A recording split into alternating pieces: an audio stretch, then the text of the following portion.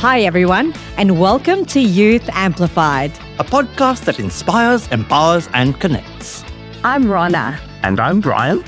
And in the spotlight today, from notebook to spotlight, behind books, beats, and blogs. We're joined around the table by Angela, Muntaha, Everett, and publisher Jenny Marsland. So let's dive right in, Brian. Absolutely, Ronna. Well, Angela's just next to me, so I'll start there. So, Angela, when did you realize, your notebook where you scribbled in, it wasn't just, full of private thoughts, it had potential? It was a bit of a journey for me. So I just started publishing my thoughts online. I enjoyed sharing my thoughts, my feelings, my journey, especially as an entrepreneur. It wasn't until I started to get feedback from that, when people started reading into it, that's outside of family and friends, that I realized that this had potential, this had a bit of influence. So it took a bit of time, but I'd say essentially it was a bit of a journey that I realized it had potential. Muntaha, over to you. I'm really interested to hear, how does it feel seeing your words in actual print?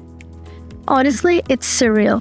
Something that I actually expected to be just for me, my characters, my plots, magic in general. It's now available for other people to read and feel. So it's exciting, yes, but it can also be terrifying at the same time. Great, thank you. Now, Jenny, when you read a submission, say from a young writer, what makes you stop and pay attention? Have they got an idea of, have they got a hook? Have they got something interesting to say? And yeah, so the writing has to be simple, not complicated, not like a whole jumble, like a whole paragraph of all sorts of different ideas, just one idea, and then they can carry that through very, very simply and logically. But the ideas are what I'm interested in most. We're living in an information age. There's so much stuff out there. There's trillions of books out there. And so we're looking at something that's fresh, something that the reader might be, will grab their attention more than, I'm looking at what will grab the reader's attention. That's what I'm looking at. Really wonderful to hear what goes through your mind as a publisher. It's good. All right, Everett, over to you. What's been harder for you? Actually writing the work or getting it out there? The writing, for sure. Yeah. Writing's brutal, but it's an amazing process. But it's hard, it's gritty, it's really rewarding. The putting yourself out there is a lot easier than you think. I think that's really scary for a lot of people. But you'd be surprised how supportive people are, and how much people are willing to show up for you. And yeah. And kudos to you as a poet. Oh, thank you. Appreciate it. Yeah, there's a lot. Yeah, I think it's definitely a lot harder to do the writing, but it's super rewarding, so it's worth it. Okay. I'm sure you'll agree with that. You've just put a book out there recently, so well done. Tell us the title. Let's plug it. Yes. So the title of my book is Astrovia Academy. And it's available on Amazon. Great. Now tell us, in the whole process of writing, have you faced rejection, silence, criticism, and how did you respond? Actually, I did face criticism and silence. When I first started writing, I decided I'll open a YouTube channel to kind of promote my writing, so kind of get more sales basically. But when I did it, a lot of people were like, "Oh, you're too young. It's not gonna get out there. No one's gonna want to read it." And when I was sitting there, I was reading those comments. I thought, I just want to do it because it's my passion. I like this idea, so it pushed me to write better, just so I can prove these people wrong. Wow. Awesome. But Jenny, in a world of TikTok, Spotify, and self-publishing, how has the role of a traditional publisher changed? Well, the good thing about going through a traditional publisher is that you've got all the support at the end. You've got the distributor, you've got all the marketing and publicity. And that's the biggest thing. When you sign up with Penguin, your book will go everywhere, right? And so that is the biggest advantage. So that's the biggest advantage of. But what's going on is that Spotify, TikTok, Instagram, they can do the same. They can do that same amount of marketing for you as an indie author. Yes. So and there's so much available for new authors out there. Like if they were just to put their draft onto Amazon will create the book for them. They'll do the cover, they will do the ISBN, barcode, everything. They'll do the formatting, and then they'll put it up, and then, or I give it to you, and then if you take it to Kindle Publishing, they will do all the marketing for you. And if you put it on Ingram Sparks, they will send it right around the world for you, different platforms. So there's some big opportunities online for new authors. All right, Everett, question for you. What was your first real spotlight moment? Published, performed, or posted? And did it feel validating or terrifying? Bit of both. I'd say my first spotlight was, I used to have a market stall at Mallee Markets every Sunday where I would use my typewriter. And I mainly did that because I wrote a book and it was kind of a way for me to just get it out there. And so I did it every Sunday for about 4 years. So that was every single weekend, just writing for people, handing it out, trying to sell my books and stuff. And that was pretty gratifying. It was also very scary, a bit of both, a big blend for sure, definitely. But worth it. I mean, all the scary things are always worth it. You got to put yourself out there. So, yeah. And I bet you learned a lot. Oh yeah, definitely. Yeah, definitely. You learn a lot, and it's good getting that face to face. I've had people who have been, oh wow, this poem's amazing, and I've had people who've gone, because it's on the spot, you know what I mean. So, but it's good because you get good things, you get bad things, and it's just part of the experience. So, yeah. Thank you. Totally. With AI, Jenny, in the creative industry, there's a lot of debate around AI. And if, everyone can now be a 2-minute author with AI, what makes human storytelling still irreplaceable in your opinion?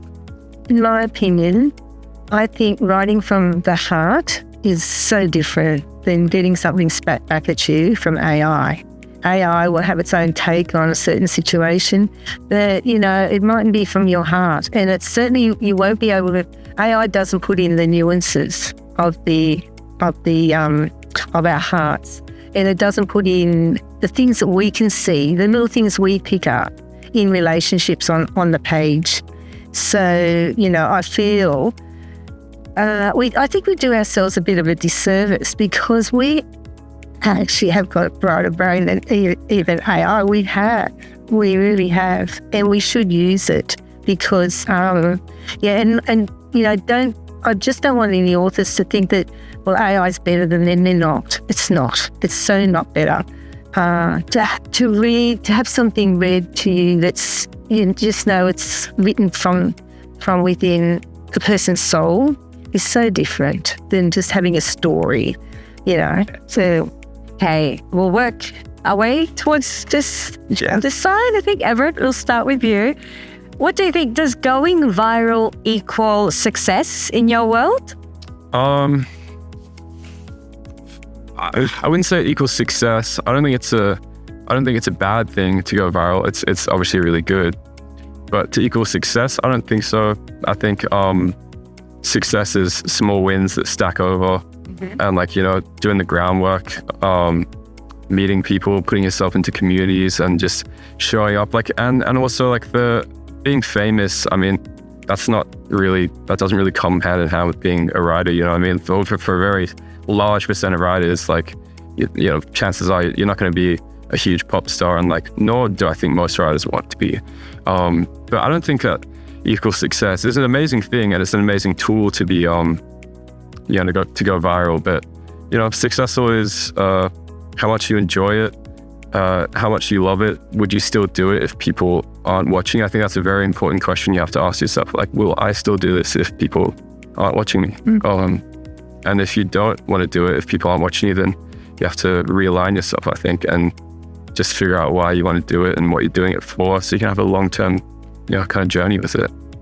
I'm actually just staying with that thought. Sort of what responsibility do you think ever comes with having your words heard? A responsibility of just being true to what you actually think and feel, I think. Just being authentic. Whatever your view is, as long as you're authentic with it, I think that's the most important thing.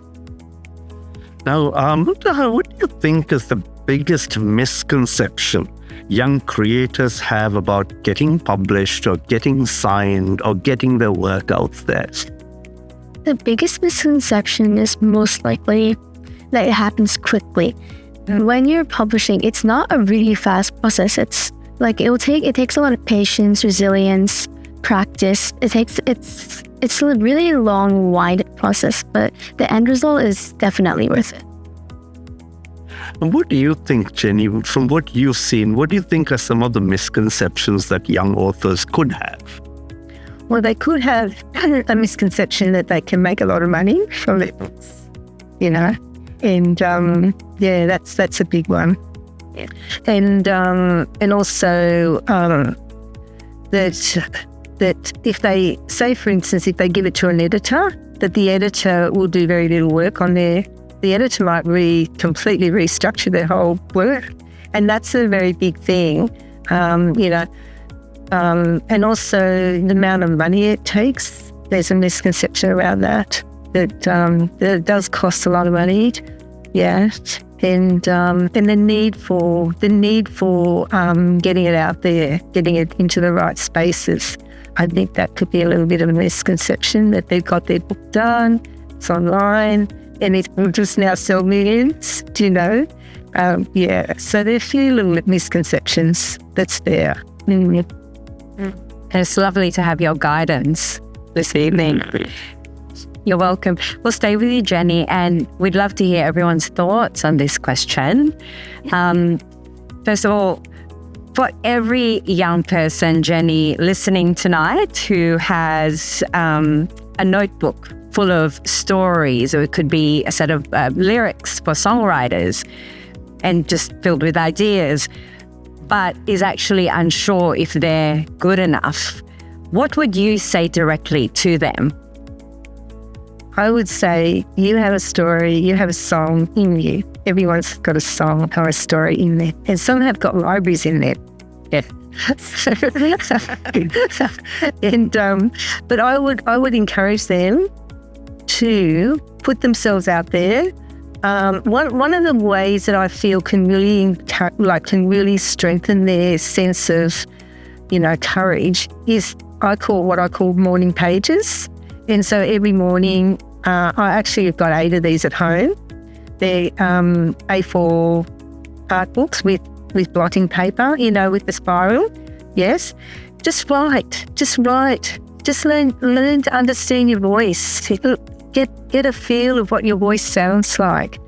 And from there, I honestly think that if the new writers does that they will start to see that they have a voice. They will think, I'm passionate about this thing. I want to write about it. Getting it out on paper is the best way to help. Yeah, I agree. Putting yourself out there for sure. You got to put yourself out there, and it's really scary. But I think when you finish something that you're happy with, and you put it out there, like separate yourself from it, because it becomes its own kind of entity. So don't take it as personally to yourself. And I'm talking about criticism, and there's different kinds of criticism. There's constructive criticism, which is really useful. And then there's criticism of people who just have nothing better to do. And you always have to kind of analyze those people and think, well, is that an opinion that I really care about? And that's why it's good to just separate yourself from your work, because it's no longer you've created it, but it's kind of come from you, but it's its own thing now. Just, let it go, let it be, Honestly, I would say, even if you just don't think that your story is good enough, it is. Someone out there is going to love your story. If it's chaotic, if it's messy, it's perfectly fine. Someone is going to love that story. And just piggybacking off that, everyone comes from different paths of life. And so everyone, you have more,